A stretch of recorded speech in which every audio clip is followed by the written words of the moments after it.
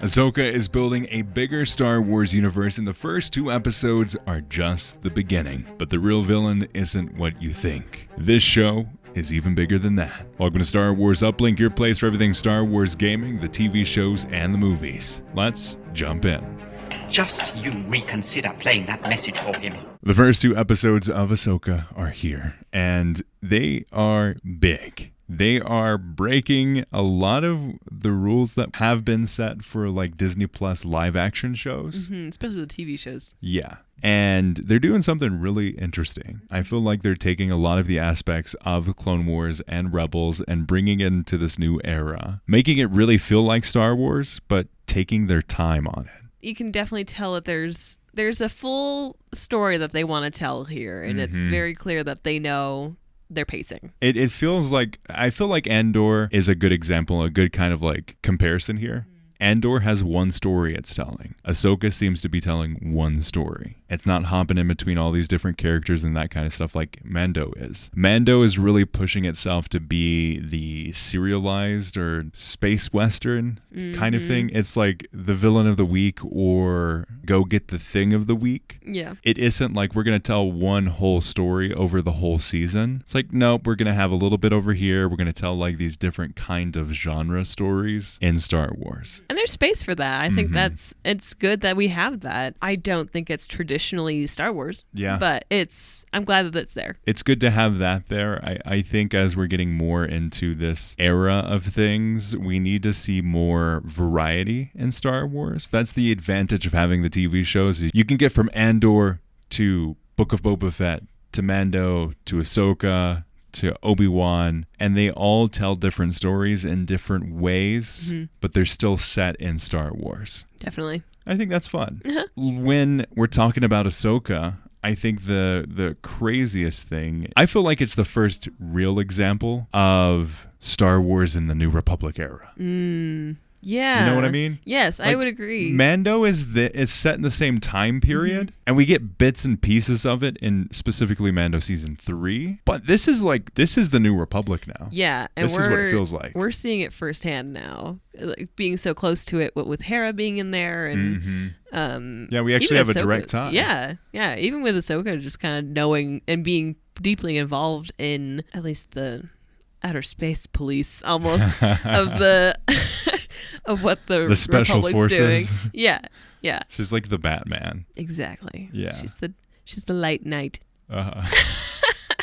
But it's really cool to see that we're right off the bat, we're getting right in the weeds of what this actually looks like. Yeah, and it makes sense. Like we're seeing a variety of what all aspects of the New Republic look like, from Lothal to the space to Corellia, which is, we know this from Han Solo. I mean, we see this in the original trilogy. We see this in Solo, because that's the planet that Han Solo starts on. And the Millennium Falcon was built on Corellia. It's this big planet that produces these ships of various sizes. And we see them creating various new ships and new efforts from Imperial ships. So this is a really good example of, okay, this is the New Republic now. And I love to, in one of the episodes, they're like, yeah, they don't care about loyalty to the Empire. It's they care about getting a paycheck. It's not that big. And both Hera and Ahsoka, and honestly they're all wrong. The galaxy is tired of change. They don't want to go from the Empire to the New Republic. Many people were better off during the Empire rule. Whether you're rich or poor, various planets, Empire worked out great for a lot of people. And then going into the New Republic, like they're trying to change things in drastic ways, and drastic change never really goes well. Yeah, it does not transition well. People don't want to transition. People just want to be comfortable. And I think they're kind of starting to push that. But as we see with what Ahsoka and both Hera come to, I guess, think of it as, is that's not their reaction. Yeah. Fine. Okay. Maybe there's growth, or maybe that's just what they needed to see. Okay. Yeah. Sure. We'll see how it goes and if it takes up later on in the season. But on that note, I want to talk about how I titled this in our notes, "The Ghost of the Ghost Crew." Yeah. This is a very fascinating time. Kanan's dead. Ezra's gone. Who knows if he's still alive, honestly. We assume so. Maybe he's Marok. Zeb is in some New Republic bar somewhere talking to the Mandalorian. Hera is higher up and is now a general in the New Republic. And Ahsoka's going all over the galaxy looking for a map to find out how to get to Thrawn. All of these different pieces are going around. Sabine has been on Lothal this whole time. Of the people that would stay on Lothal, I honestly thought Sabine would be the last person to stay on Lothal. Right? Yeah. Yeah, she was always that free spirit that could not be contained sort of thing. And it's like, okay, so you're the one who's stuck moping about wishing or thinking about Ezra and not actually doing anything about it? Fascinating. Yeah.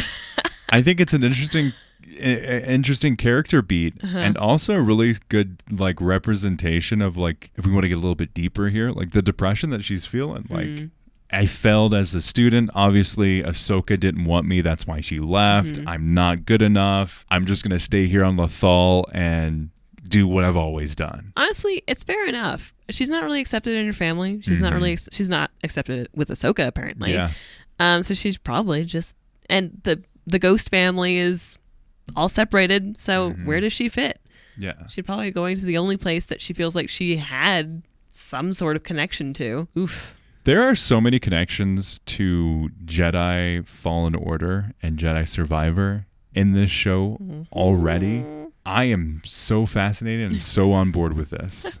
Like what? It almost like deserves a whole episode or video dedicated to itself. Yeah, maybe we'll do that. But like you look at the puzzle solving, the very Zepho inspired puzzles and design of that first temple. You see the themes of a crew falling apart, which we get hints of in Jedi Survivor, and we see the building of that crew in Jedi Fallen Order. Yep. There's so many of these different beats that were like, I think I remember this.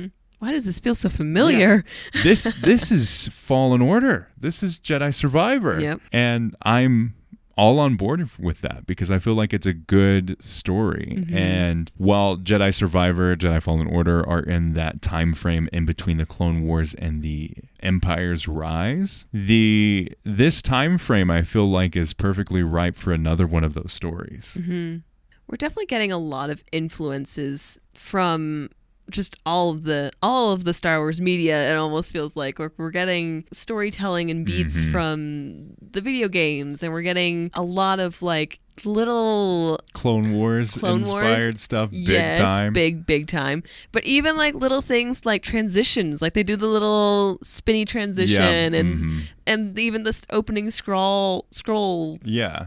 Even that was a little bit more like, no, we're going to take this back a little bit to like it's like the original trilogy. They're taking the original trilogy and Clone Wars and like video games and shaking them all up and then like, bloop, there we go. With a story. I feel like too, a lot of this can be like drawn into the way that Dave Filoni approaches something. This was said in an interview, I believe, with Rosario Dawson, and she said Dave Filoni takes on this project very much like an animated project. Like there's previs, he's got the storyboards or the animatics, and he's got it like marked out. And that may be, we on our YouTube channel, we did a live stream right after watching the first 2 episodes. Highly recommend checking that out. It's a great time. We're going to be doing it after every single episode release, so make sure you check that out after the episode airs on Tuesdays. But we were detailing of it like, it's a little bit slow in terms of the dialogue, and I think that could be an artifact of this project style.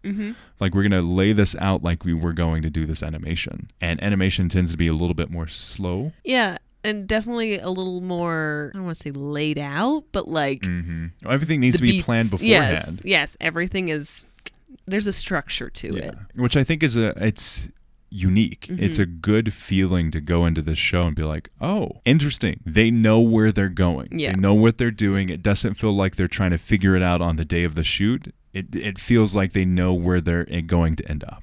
Even though I felt like sometimes we needed to put the dialogue on 2x speed. Speed it up a little bit. And the exposition was a little hard to get through. Quite a bit of it. Yeah. It's only the first 2 episodes. We're okay. I can live through it. Do you feel like they did a good representation of this era of the Ghost crew and what stage they're in now? That's actually a difficult question to answer because from my perspective, having watched all the Mandalorian and knowing what they were and jumping into this now, I feel like yes, but if I hadn't seen The Mandalorian, if I didn't know where Zeb was, or I don't know. That's true, yeah. Like, where the heck's Zeb? Yeah. Yeah. But also, they're not making this show, it seems, for people that don't watch everything. Right. Which I think it's the ding on the show for me, is they don't do a really good job of like leading you into it. As someone who has no experience with Rebels, I don't know if you're going to find the enjoyment that you could if you didn't already. But that aside, I feel like they're doing a very interesting job of like laying out the characters in these 2 episodes, because you have Hera, she's exactly where she needs to be. She's loving life. She's thriving. I'm a little sad that we don't see. I mean, maybe it will come up, but like she loved Kanan, and But so much time has passed since then. I guess it's true. This is the one that makes the most sense, not the whole thing with like Sabine and Ahsoka feeling like it was just yesterday they had the fight. Yeah, they're still like, we're rubbing heads against each other. We can't. Yeah, it's her. It's not me. I think it makes sense for Hera to really like immerse herself in the work, it's true. and then find purpose in that bigger vision. Yeah. Than it is for her to be like, oh, Kanan, you were so great. I mean, she was never that person. Yeah, exactly. So I think it does make sense for her to be there in that space, I feel. Yeah. No, you're right. And then Ahsoka, she's super annoying, but I think that makes sense for her character, because she's, as much as she pretends to know everything, she knows nothing. Like, let's be honest here. That's her character here. She's looking for a purpose just as much as Hera was in her work. And Sabine is moping about trying to figure out if she is worthy of the training. And so like someone so tied to like expressing themselves and being themselves, feeling like they need to prove and become Ahsoka when that's not the goal. Yeah, please don't. In fact, don't become Ahsoka. Yeah, that would be great. She's got her own things to figure out. Honestly, it's a really good thing to see. It's actually kind of nice to not be 100% behind these heroes. Yeah. So that we Flawed. so we can grow with them and see how far they can come. I think by the time we get to the end, if not of this season, but maybe probably the next one for sure, and we'll go back to this, we'll be like, whoa, they grew so much. Like, I think we're really going to have that tangible, like... We're starting in a really fun place. The growth. Yeah. No, we're starting at a really good spot. Good spot where we don't know if we like these guys right now. Which I think that's what we need right now. We need this kind of storytelling with these characters. Yep. Capable, but in need of some shaking up. A little bit of some character growth. Switching sides a little bit here, we do have, I think, the most interesting part of the Ahsoka show, which is Baylan Skoll. Yes. The dynamic duo, the most interesting part in terms of like an expansion on what we know of as the dark side. Is it the dark side? They're definitely fallen Jedi, or Baylan is definitely a fallen Jedi, because he has a lot of mentions to the Clone Wars and the early days of the Jedi Council and the Order are made in the show, and he definitely has a respect for that, and even a respect for Ahsoka. Yeah, as someone else trained in the Jedi Order, trained in the Jedi way. Yeah, he's got this, like, I wouldn't call it like a code or anything, but he's just got this like nostalgia in a respectful way. It's not really, like, it's not going to deter him from what he deems is the right path path and whatnot, or his goals. He's not going to set aside his goals just to, oh, you're a Jedi? Me too. Oh my gosh. Wow. Let me bring you over to my fallen ways. Yeah. No, he's not going to do that, but he's going to appreciate That's a good point. the history. Like, I don't feel like we're going to see, I mean, this is only 2 episodes in. Maybe we will see it. But I don't feel like we're going to see the whole, like, Grand Inquisitor thing where he's like, join our dark side and blah, blah, blah. You forgo the ways of the Jedi and join us on the dark side. Embrace the power of the dark side. Like, I don't think we're going to see that from him. I hope not. It wouldn't really make sense because it seems like he's looking for power through Thrawn. And I don't think he wants to share that with anyone but his Padawan. Yeah. So... And it's a different kind of power, it seems. Yes. It's not like they're being very pure rage. No. He seems like very stoic in a way. About all this, so who knows? I'm not sure. Not sure what they're doing here. I think it's really fascinating because I think he's the most interesting part of this era because we have someone that has survived Order 66, was thought to have disappeared, is now a mercenary. Almost. Yeah. A mercenary with morals. Yeah. Or a code. A pirate, almost. Yeah. Some sort of... You get the feeling that he's got this honor. That he wouldn't go out of his way to just do an evil deed. Yeah, like even in the beginning where he's like, you're making a big mistake with this. Like, he clearly was like, there are other options for us to do this. Yeah. I don't think there's I don't think it's a necessity for us to kill everyone on this ship if we don't have to. Yeah, but you're going to push our buttons, so here we go. You're all dead. I think it's a really fun time for us to, like, theorize and bring into this new era. It's almost an anger to the Clone Wars in a way. Like, I feel like they're casting a fishing line to the Clone Wars and they're bringing this in so we have a clear through line of like, okay, here's our compass. This is the kind of story that we're going to tell.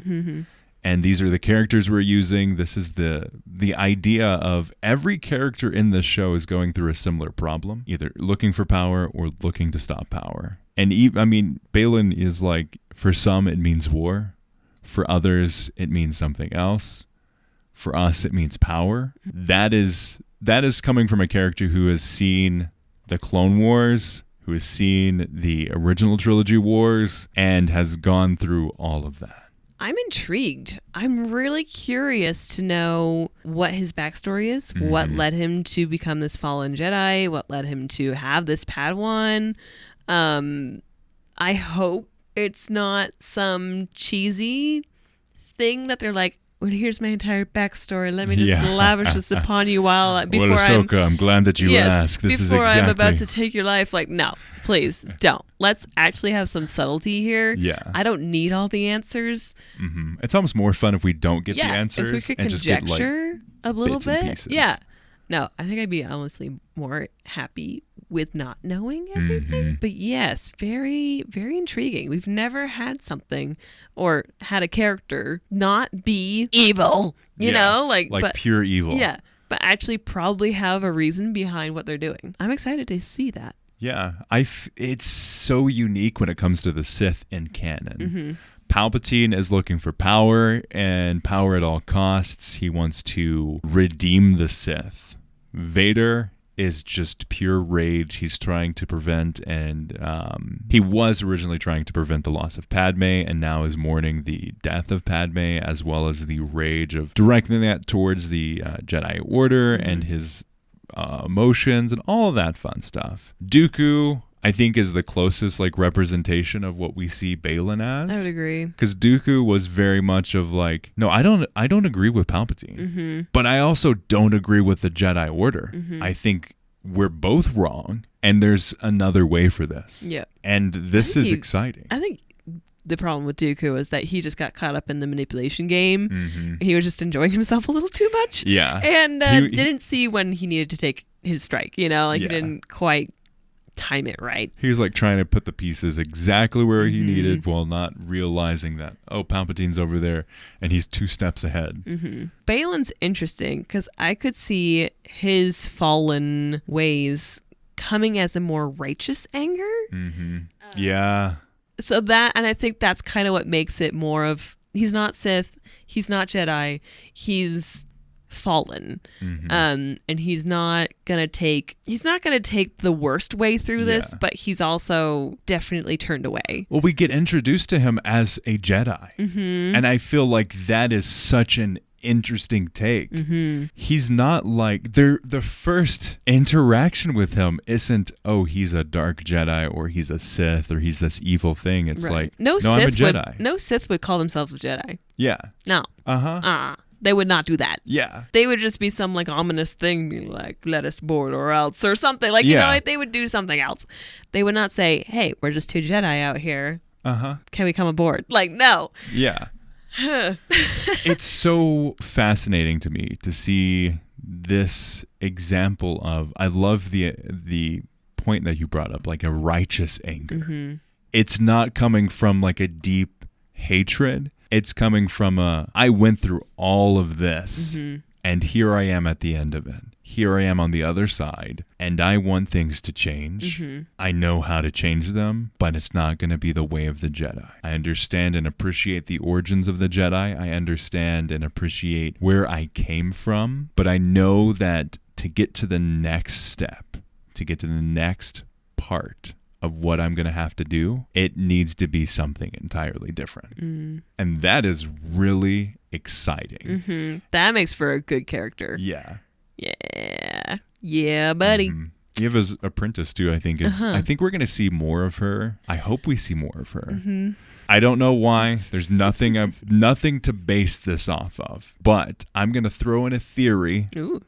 Day one. Theory time. I think the apprentice is going to kill the master. Oh, do you like the whole Sith thing? I think so. I don't know if it's intentional or if it's unintentional, but I think that is how he's going to die. I don't have anything to base this off of. Nothing even in the slightest. No. But I'm going to call it now, and if I'm right, I feel that it's going to be great. Yeah, I'm definitely going to be curious to see how this apprentice There's got to be something bigger there. Yeah, because right now they're very stone-faced, and I'm like, I need to give me a little more. There's got to be something else there. Yeah, they got to be playing on something that we just don't quite know yet. Yeah, and there's Marok or Mark. How did he pronounce it? Marok. It was different than I expected. There were so many words in this. So many names. Names, planets. We had it with subtitles on, and like how it was spelled and how it was pronounced. I was like, I would not have pronounced it that way just looking at those words. So this is good. Huyang? Yeah. What? Huyang.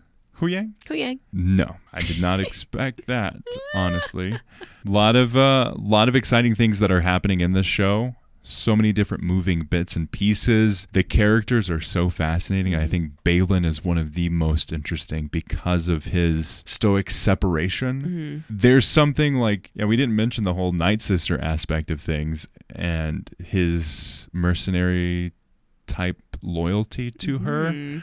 Or something even more, honestly, it seems. We didn't even touch on that, but I think that's going to be an interesting piece as they try to find Thrawn. Yes, indeed. We shall see. Let us know your thoughts in the comments below if you're watching this on YouTube. What do you think is going to happen in the series so far? Now that we've gotten a lot of these bits and pieces that honestly I didn't expect, what do you think we're going to see next? Let us know in the comments or contact at uplinkpodcast.com. You can listen to the podcast wherever you find podcasts, whether that be Apple Podcasts, iTunes, Stitcher, Google Play, Spotify, all the places. And of course, you can watch us on YouTube with the video version of the podcast, new clips. And again, every Tuesday night, we're going to be reacting to the episode that was released. So make sure you keep an eye out on that. As always, thanks for listening, and may the Force be with you.